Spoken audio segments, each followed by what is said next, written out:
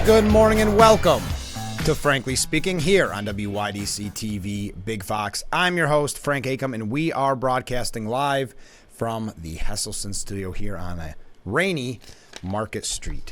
Well, today is the last day of our one-year anniversary celebration, and it's not so much about guests. We do have a guest coming up, but it's about a big announcement, and that's coming up about the program at right around 7:30. I'll tell you all about it. It's also about catching up on some of the things we haven't had an opportunity to talk about all week. So at any time, you see the number on the bottom of your screen. Look at all these virtual waves. Thank you so much. At the bottom of the screen, we have our phone number. You can send a virtual wave or you can comment on the topics of the day. So we are going to talk with Dave a little bit later on. He's going to fill us in. I mentioned with Mayor Bolin during our interview about how USA Today has nominated Corning for a couple of different best of, and I thought it was only fair to give you a little more information so you can vote if that's something that you feel compelled to do. Also, I'm really excited about this, and this is on Monday's show. We're going to be talking with some of the cast of the Sound of Music here in the Corning Painted Post Drama Club's production. This is going to be a lot of fun. You've seen the commercial during this program. It's a stellar commercial. Looks so professional. So we're going to be talking to them on Monday. So do not miss that, especially if you're a fan of the Sound of Music. Let me start with a comment from our friend Assemblyman Phil Palmisano, who we talked to this week. I'm hoping that I don't forget. I'd like to thank all of our guests at the end of the program. Let me make a little note of that because we had so many amazing guests this week, and I appreciate all of them taking time out of their busy schedules for being on the program. But Phil Palmisano weighed in on the Democrats' one-house budget. If you've been paying attention, we've been talking about the budget, quote-unquote, negotiations. Today, which was actually yesterday, Assembly Democrats passed their one-house budget resolution outlining their budget priorities. It is nothing more than a progressive wish list that does nothing to help address the affordability and nation-leading out-migration crisis. If enacted as is, it would clearly exacerbate this crisis even further. Their proposal would spend, listen to this, I want to take a step back because the number just shocked me as I saw it again. Their proposal would spend $245.8 billion. That's nearly $13 billion more than the governor's own proposal. Wow. Their proposal would increase taxes by $3.5 billion over 2 years, when New York has one of the highest tax rates in the country. This is Assemblyman Phil Palmisano. New York is on the edge of a fiscal cliff, and we cannot keep spending like there is no tomorrow. New York is on the edge. I already said that. At some point, Democrats in the legislature and Governor Hochul have to show some sort of fiscal responsibility and restraint. The Assembly one-house budget proposal is simply irresponsible and unsustainable. Also, and he gave quite a lengthy comment on this, but he said our state budget is about priorities. And this is exactly what we talked about with the Assemblyman this week and last week. And I should highlight, if you've got your Frankly Speaking calendar out, next Friday, he'll be joining us as well in the studio. However, let me fill this in completely. When you propose spending this much money, there will be something for everyone. However, many of the important priorities, such as restoring critical education aid, helping our most vulnerable citizens, the intellectually and developmentally disabled, and the direct support professionals who care for them, reducing burdensome child care costs, and making critical investments in local roads and bridges can be addressed without raising taxes and uncontrolled spending. And finally, it is a fact that in the face of high taxes, an affordability crisis, and a poor business climate, New York leads the country in out-migration. The Democrats' response: raise taxes even more and continue reckless spending. At a time when New York families are being forced to cut back on spending and have fiscal restraint, our state must as well. My colleagues must recognize this is the taxpayers' money, not theirs. So thank you so much to Assemblyman Phil Palmisano for weighing in on that. Starting off with some New York news. We are going to talk about some troubling national security. Did you see, and I know I have to take a break, did you see that Chuck Schumer found the need to weigh in on Israel elections, felt the need to, I don't know what you'd say, foreign interference perhaps? Isn't that what Mitch McConnell called it, foreign interference in a Democrat election? We're going to talk about that Democratic election, excuse me. We're going to talk about that a little bit later on in the program. As I said, a big announcement coming up right around the midpoint of the hour. So stay with us. This is Frankly Speaking here on WYDC TV. Big Fox celebrating 1 year on the air. Thanks so much for being with us.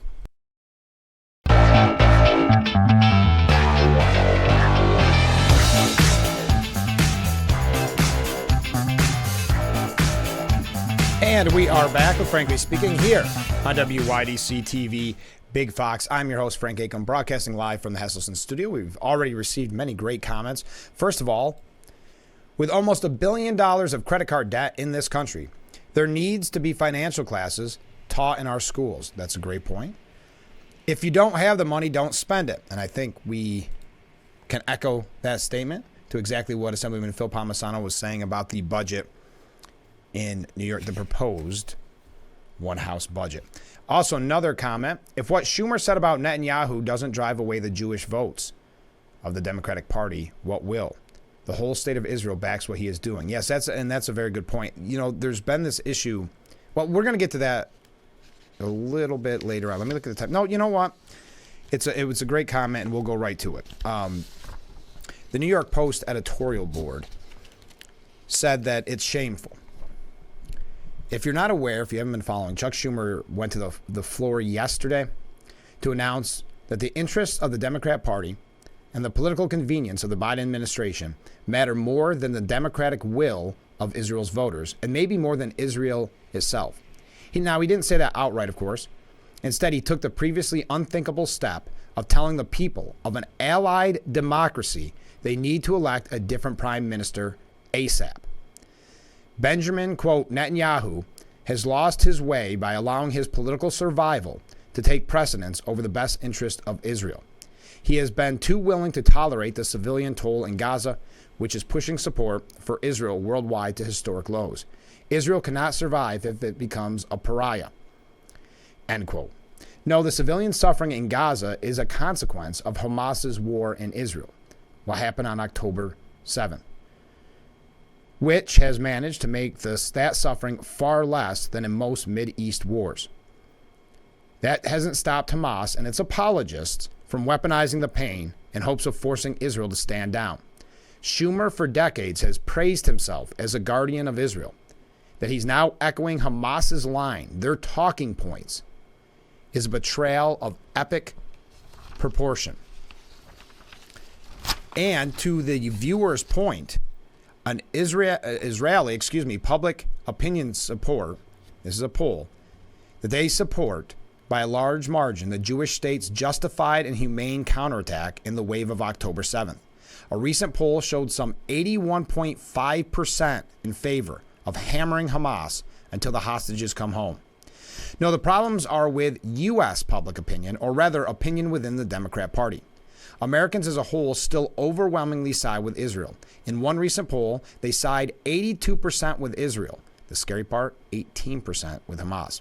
70% back Israel's ground invasion. 68% rightly say Israel is trying to minimize casualties.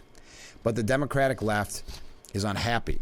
That includes the party's growing anti-Israel wing, Arab Americans and most Muslim voters, plus the rising number of hard left, a movement that turned against Israel long ago.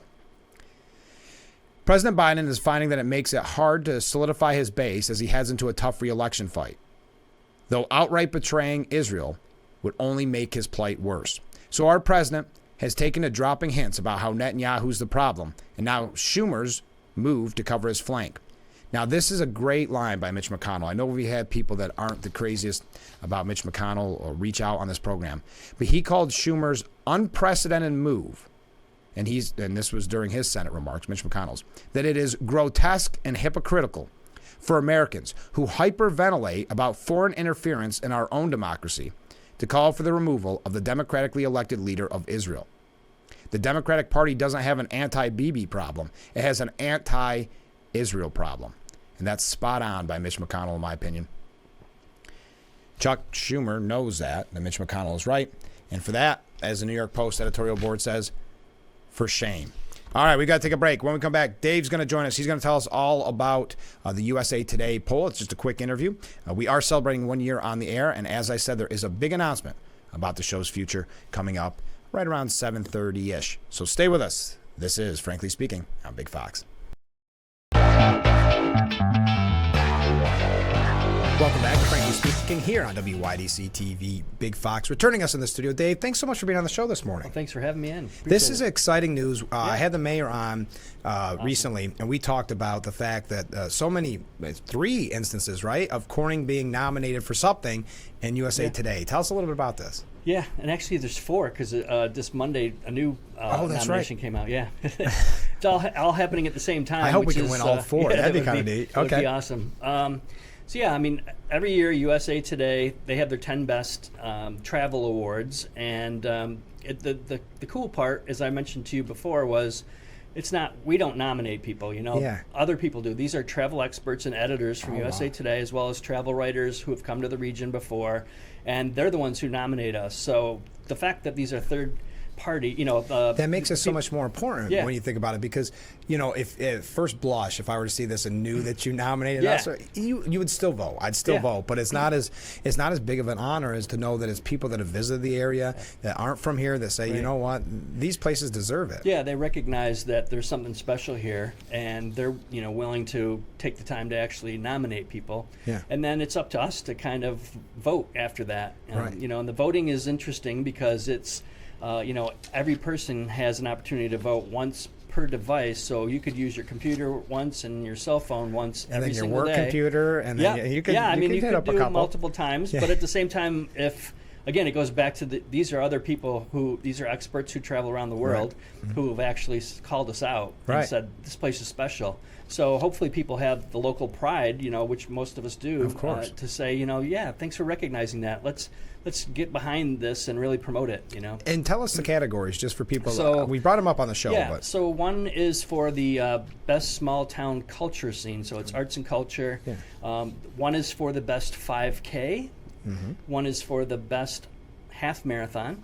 Oh, okay. And then the one that just came out this past Monday is for Centerway Square for best public square in America. Isn't that great? Yeah. And I forget sometimes how important Centerway is to Corning, not just because we walk by it every day, but also, I mean, you look at the Hallmark Channel, right. During Christmas time, what that looks like during Christmas time, but also throughout the year, it is kind of a meeting area. Yeah.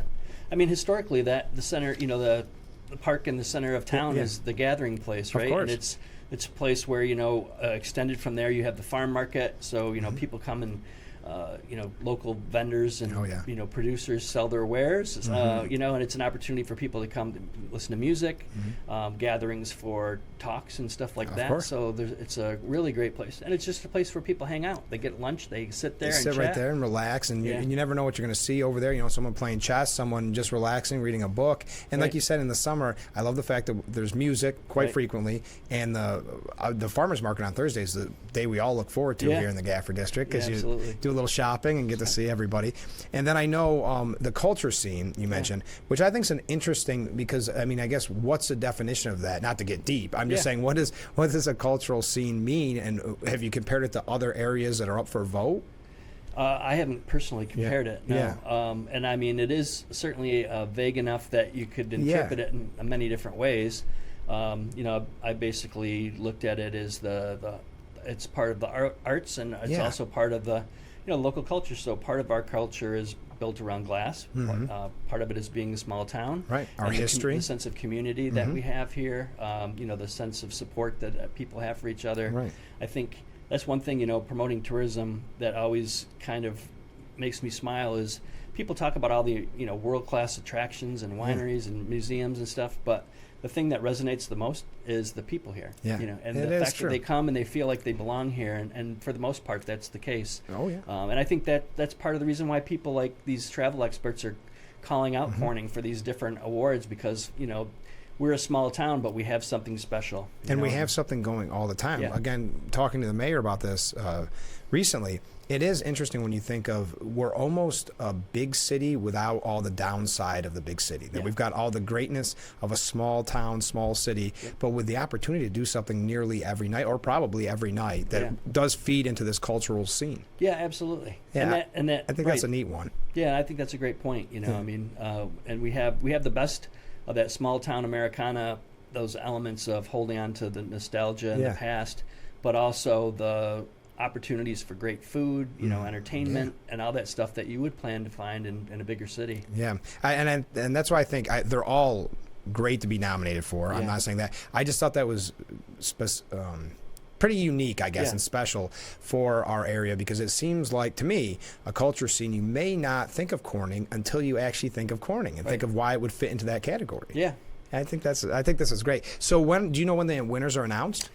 They will be announced, I think, in April. Okay. And each contest, there's 4 different ones going on simultaneously that we're involved in. Mm-hmm. They each have their own deadline as far as how many weeks there are to vote, but it's usually about 3 weeks, and it tells you right there. So if you go to the 10best.usa.com and then /awards/travel.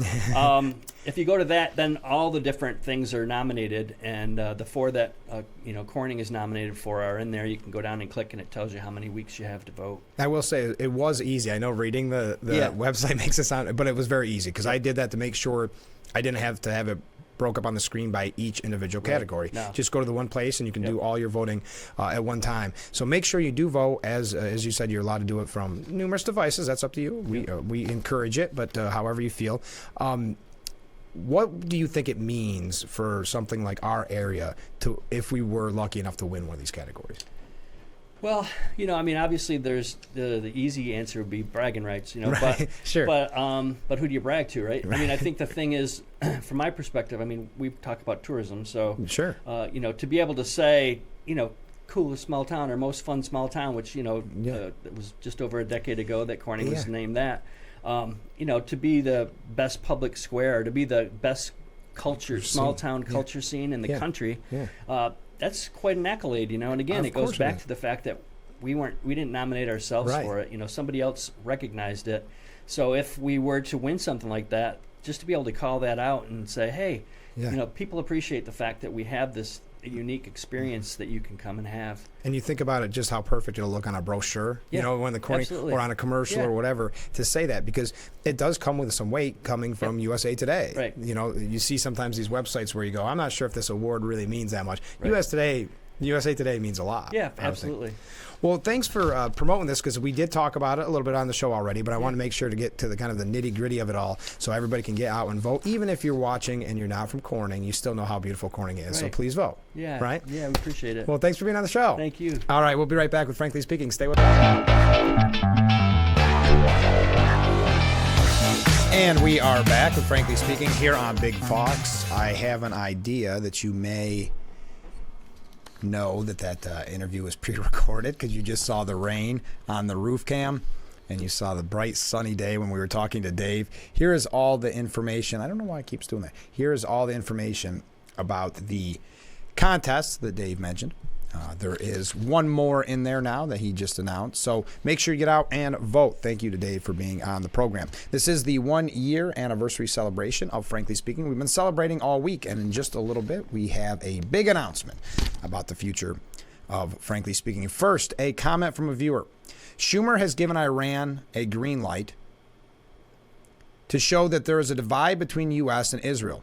If Israel falls, the rest of the world will feel terrorism at levels unimaginable. And if you're just joining the show, we're talking about Schumer's betrayal of Israel. I've got to say, I've got to give credit where credit's due. I love McConnell's line that it's grotesque and hypocritical for Americans who hyperventilate about foreign interference in our democracy to call for the removal of the democratically elected leader of Israel. And to the viewer's point about Iran, listen to this. Richard Goldberg has this morning. Just 6 weeks after an Iran-backed drone strike killed 3 American soldiers in Jordan, President Biden has approved a sanctions waiver giving Tehran continued access to more than $10 billion.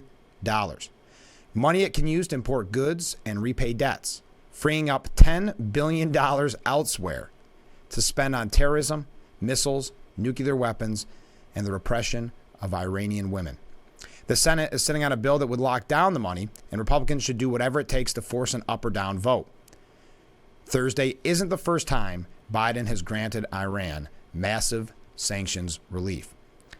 Now, you know how troubling this is, and that's why I mentioned early on in the program that the national security issues, it does start to get a little terrifying. I saw, as a matter of fact, unrelated, but did you see at the border that an U.S. Air Force General Gregory Gullett said that it's alarming the number of drones crossing into U.S. airspace at the southern border.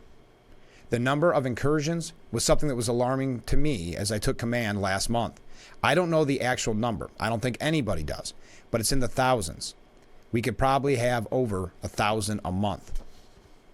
They said they haven't seen any of this manifest into threats of national defense, but I see the potential only growing, Gullett said. Now, Mexican cartels have been using drones to track the location of authorities along the U.S.-Mexican border in order to more easily smuggle humans and drugs, according to U.S. Customs and Border Patrol. Okay, covered a lot there. Keep weighing in on the topics of the day. Hey, what did you think? We're going to jump around a little bit this morning.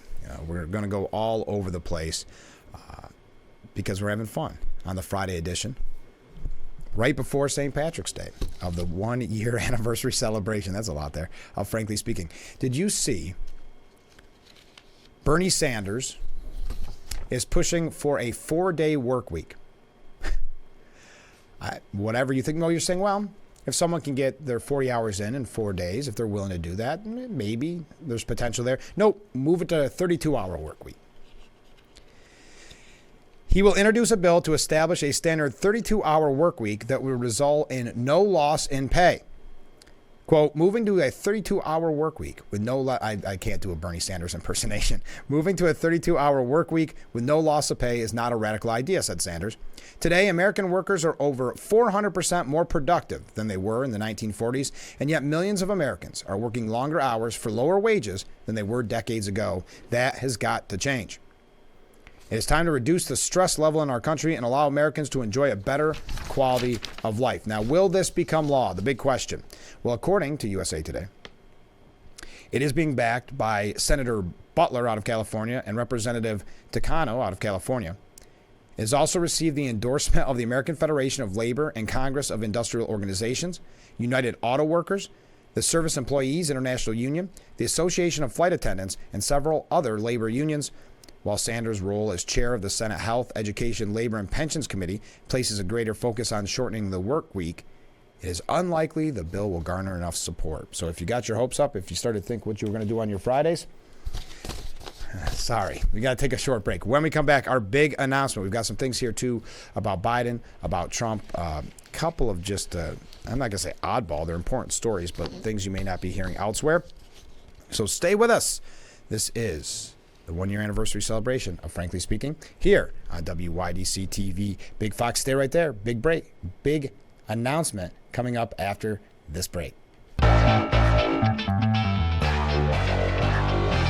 It's a rainy morning here on Market Street as we broadcast live from the Hesselson's studio. This is Frankly Speaking. I'm your host, Frank Acom, and you are watching Big Fox. So here is our big announcement. So it's been 1 year since we've been on the air. Actually, Wednesday was officially 1 year on the air. And I think, according to the comments that we received during the program and the waves and the people stopping me on the street, I think it's been a success in its first year. So much so that a decision has been made that I think I'm very excited about, and I hope that you will be too. You can start on April 1st, and no, it is not an April Fool's joke. Because if it is, it's on me too. No, it is not an April Fool's joke. Starting April 1st, you can tune into Frankly Speaking starting at 6 a.m. and run all the way till 8. Yes, we're expanding to 2 hours. Because I thought, boy, some of you have to get to work by 8, so you only catch some of it. And, well, now you've got an hour lead up. So it is going to be 2 hours, brand new, fresh content the whole time. So yes, we are going to a 2-hour show. I think that'll give us opportunities to have guests maybe speak longer or have more than one guest, especially as we near election. You know, sometimes, as you saw on Wednesday's show, ran very late because we had 3 guests. Well, that will no longer be the case.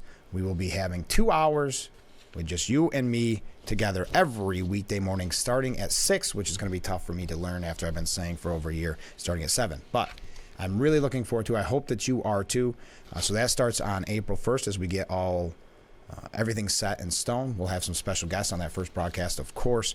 But I just think, and I've seen a lot of comments that people have texted me through this first year saying there's just not enough time. It goes too quickly. I wish you could have dove into this or that more. Yes, me too. So I think this is a really welcomed announcement. At least it is to me, and I hope it is to you as well. So that was our big 1-year anniversary celebration announcement that I was hyping up all morning long. So I hope that you're excited to start joining me, setting your alarm maybe a little bit earlier and starting at 6 o'clock, because I know I'm going to have to set my alarm a little earlier too, but that's okay. We'll be in it together. Let's talk for just a moment. I'm doing great on time. Oh, thank you. Hey, look at all these comments. Yes, 2-hour shows. I'm excited too. That is awesome. Back to your normal start time. Yes, back in radio. You're right. We're back at the normal start time. And I think because it is a different medium, that I think it's nice for people as they're getting up and around in the morning to have a little time to watch it, because sometimes you may be rushing around to leave the house by 8 or maybe before. So I just think it's all around good news, and I'm really proud of the strides we've made together in 1 year on the air. All right, did you see just quickly a completely unrelated topic that Biden? This has happened a few times, and it's very odd to me that Biden asks his staffer for permission to take questions at an event. This happened in Michigan. President Biden, we got to wave. President Biden was heard asking for permission from a staffer to take a couple of questions from the audience during a campaign stop in Michigan, then prompting other aides to quickly move the press out of earshot. They didn't want the press to hear him say that. Can I take a couple of questions? Biden asked. The staff responded, yeah, we're going to take a few questions. And that's when one of these staffers started shouting, thank you, press, back in your vehicles, back in the vehicles. It's the second time this week that Biden, who has held the fewest formal interviews, listen to this, fewest formal interviews and press conferences than any modern president, has asked if he could take questions. Is there something, and this is, I hope this doesn't sound biased, I'm asking you, I don't know who you're supporting for the general election. I don't know what your party affiliation is. Is there something that falls maybe hard on your ear or just looks awkward or maybe signals to you a weakness when the leader of the free world is asking permission from a staffer if he can take questions and then being denied? Now, you remember the days, and much to Trump's staffers and much to some of his supporters' chagrin, Trump sometimes would go on hour and a half press conferences just on a whim. So to have, again, the leader of the free world, arguably the most powerful man in the world, have to turn around and ask his staffers permission to take questions is just the optics of it is almost unsettling, I guess is the word I'm looking for. The Biden campaign's apparent insistence that he not take questions from the public in front of reporters troubled some on social media. As one person did say, like I was saying, Trump would have walked out and spoken spontaneously for an hour. Fox News contributor Joe Conchin opined, so if you're wondering why poll numbers are dropping post State of the Union, here's Exhibit Z since then. I do like how, boy, the media talked about that State of the Union like it was the greatest speech ever said. Almost up there with Gettysburg, the Gettysburg Address. But it didn't translate into poll numbers. It goes back to the argument that I've been making a lot about how they tell us the economy's great. Bidenomics is really working. But we know what we're experiencing. We know what happens when we go to the grocery store. It's the same scenario here. They could tell us it's the greatest speech ever. But the American people aren't buying it, and the poll numbers prove that. But to have the president, and again, I'd love to hear wow, look at all these waves, have your take on it. What message does that, because we're not the only ones watching that, what does it say to our foes, our enemies, when they see a man who should exude some type of power asking I'm not going to say low-level staffer, I don't know what level the staffer was at, but having to ask permission to take questions from the press. And if this were a different presidency, meaning if this were a Republican presidency, they would talk about the attack on free speech, the attack on the press. Why hasn't Republican President X, why has he had the fewest amount of press conferences and the fewest amount of interviews in modern history? Why does he hate the press? So you could see the double standard, which is actually another double standard that I thought was a really good point. I don't know if I'm going to be able to get to this real quick because I have a break to take. But the Post editorial board, and I don't know if you saw this, but Whoopi Goldberg on The View, of course, and Governor Hochul was on The View recently, that we mentioned that on yesterday's program. And I think it was Douglas Murray, I'm sorry. It was Douglas Murray who said this. I wonder what outrage would have exploded if someone on Outnumbered, on Fox, the show Outnumbered, had said the following, quote, I have to say this before we go. I don't believe Biden is actually out there. I think that's an AI of him. I think a lot of that has been AI. That's just my opinion, but that's what I think. What do you think the media would do if that were the case, if that was said on Fox News? They would have said, well, that's just her opinion. That's fine. No. As Douglas Murray said, I suspect we would have been treated to a whole forest of columns about Republican conspiracy theories and how widespread they have become. But of course, it wasn't a conservative host who said that. It wasn't Biden who was named. It was Whoopi Goldberg who said it speaking on The View. And she was talking, of course, about Trump. Keep in mind how outraged Democrats get if anyone questions whether Joe Biden is still all there. Now imagine the anger, the outrage, if people started saying, actually, he isn't there at all. That's how double standards work. That's double standards in a nutshell. And I thought that was a very good point, just showing you a couple, I think, instances of double standards. But we need to take a break. Stay with us. This is Frankly Speaking here on WYDC TV. Big Fox will be right back.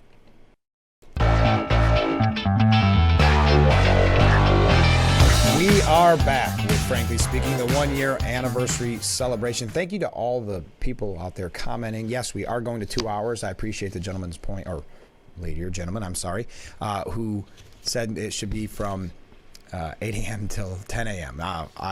My sleep habit would like that, but no, I think the best time to reach as many people as we possibly can is 6 to 8. So I'm looking forward to it. We have so much to talk about, and especially as we near November. It is going to be a lot of fun, more interviews, more opportunity for interviews, and more time for you and I to talk. So you see the number on the bottom of your screen. A couple questions. And to the one viewer's point, that shows how powerful the media is, and the power has over the country and over Biden. Yeah, I do think if you look, you just got to, it's not a what about, but you've got to take a step back and think, what if this were a Republican president who never did press conferences, who never did interviews, and was ushered away by his staff when asked if he could take questions from the press? What would that coverage look like? We're at the point now with Biden that the media just kind of shrugs their shoulders and accepts it because they don't want to do harm. That's why we had the piece. What day was it? That Biden's age issue laid to rest. No one's talking about it anymore. Does not matter. It's amazing. I mean, that was at CNN. Yep, no one cares anymore. The State of the Union just proved he's got all the energy in the world and he can do this. But then he's not allowed to take questions. Another viewer says, congratulations, well, thank you, on moving your show to 2 hours. And just after 1 year. Yeah, I'd say it's been a wild year. And I think we've packed a lot of punch in 1 hour every day for a year, if I may say so. Here we go. Frank, Biden asking if he is allowed to take questions is confirmation that he is just a willing puppet for the people that are actually running the government behind the scenes. I would say, and thank you, Ken, I would say that's part of what it looks like to me. Absolutely. I mean, I think it shows weakness on the world stage. I also think you're right. It shows that it's the people behind the scenes controlling the narrative, controlling what apparently he can and cannot do. I would like to know who, if someone got fired again for him not giving the Super Bowl interview. But yes, I think that's a good point. Hey, what do you think, just quickly, and I don't want to spend too much time on this because we do have to take another short break. What do you think about kind of I'm not going to say change in attitudes, but the fact that they have to report on RFK Jr. at this point. People have stopped me lately and have asked me about him or said that they're really curious about him. And I think the reason is first of all, he's a Kennedy, and the media instantly turned on him, which is almost unbelievable. I mean, that's been the most fascinating thing to me. And he had, some ups and downs, and they were kind of attacking him, making sure he wasn't, right in their mind, rising in the polls too much. And then that Super Bowl ad. And that Super Bowl ad had people Google searching him and looking into him. And then the long knives came out by the media. Then it was no longer kids play. It was nasty. They did have to go after Kennedy. His own family turning on him. But he did it. You've got to say he did a good job. I don't know who he's going to pick. It doesn't matter to me. I'm not going to, not even going to speculate. I know names have been thrown around. Aaron Rodgers. Who did they say? Who did I read today? Mike Rowe. Remember from the show Dirty Jobs? Jesse Ventura, some others. But that got him a lot. Whoever he ends up picking, that got him a lot of coverage for the last few days. Now a CNN reporter is sounding the alarm on Robert F. Kennedy Jr., that he's appealing to voters against the machine, and that it may sound like a joke, but the fact is, it's not a joke. Looking at the polling right now, he's polling at north of 15% nationally. If he decides that he's going to go down the road of nominating someone to be or choosing someone to be his vice president who is quote unquote anti-vax, that could only hurt Donald Trump, because the fact is Republicans are more likely to be against the COVID-19 vaccination than Democrats are. So this is something I think could definitely play out during the campaign and could have a major impact on the race. Well, Kennedy has been very outspoken on being anti-vax, and that was in reference to the fact that he's floating the idea that he would pick Aaron Rodgers as his VP. But in the states that are close, that could actually make a difference in this campaign, the Electoral College, where it ultimately matters, RFK is going to be on the ballot. And based upon how he's polling at this particular point, he could, in fact, make a major difference and turn one loser into a winner and one winner into a loser. It is interesting. Some are saying he could, many are calling him a spoiler. 100%, I think you can agree with that pretty easily, because he's polling around, 15, 20%. That's a big number. That's Ross Perot numbers. So I'd like to hear your opinion on that. That was just a quick side note before we take another break. Oh, thank you. Congratulations on the new 2-hour show. Great job, Frank. Here's another comment. Remember, this is from a viewer. Don't take my quote out of context. Quote from a viewer. RFK Jr. and Jesse Ventura 2024. And Jesse Ventura's name being thrown around. We've got a couple other issues to get to before we run out of time, so stay with us. This is Frankly Speaking here on WYDC TV, Big Fox.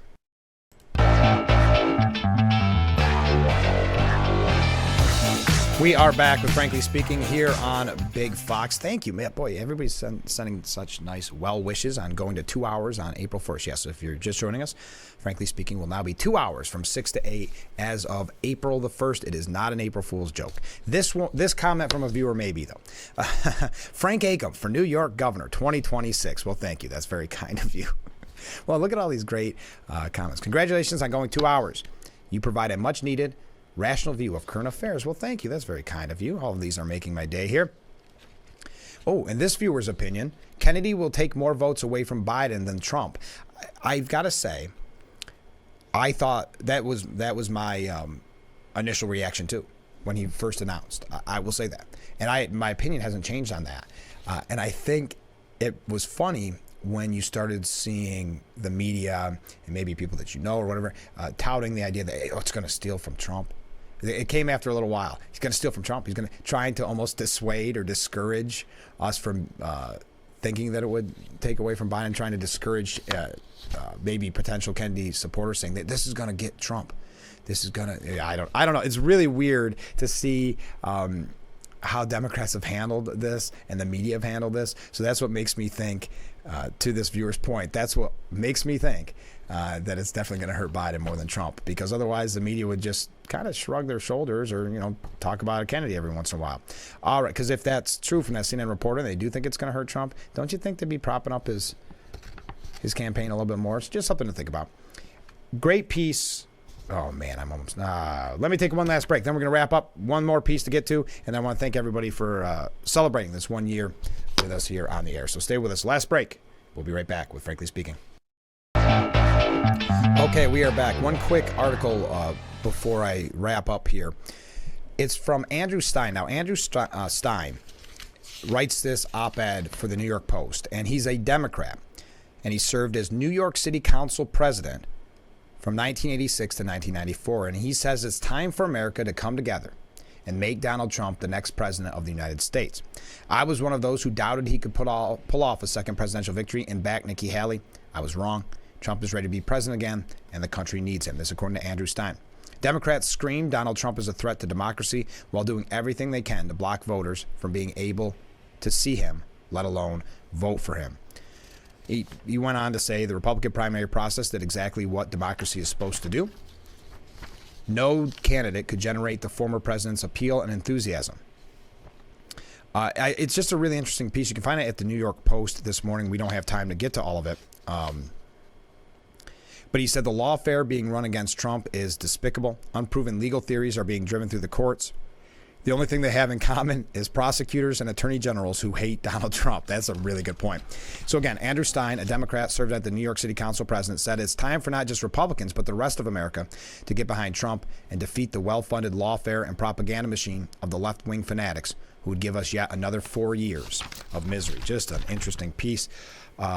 Another, why do clueless Hamas supporters keep getting away with disruptive protests? Arrest them. That's a great point. And we didn't have time to talk about this, but West Point dropping duty, honor, and country from their mission statement. A lot of people calling this a woke new West Point. Some last minute comments. RFK Jr. would be better than who we currently have as a president, but certainly not as good as Trump would be.